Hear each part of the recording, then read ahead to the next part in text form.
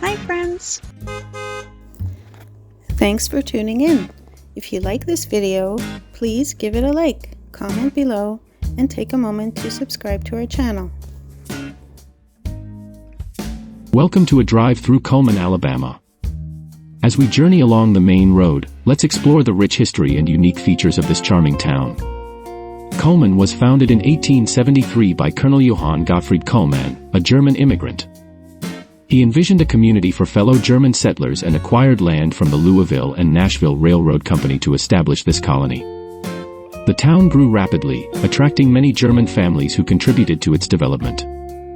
Cullman is situated on Brindley Mountain, part of the Cumberland Plateau.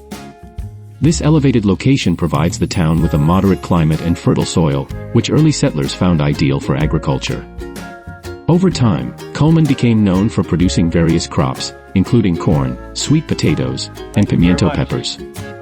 Thank you for joining this tour through Cullman, Alabama. This town's rich history and vibrant community make it a unique place to explore.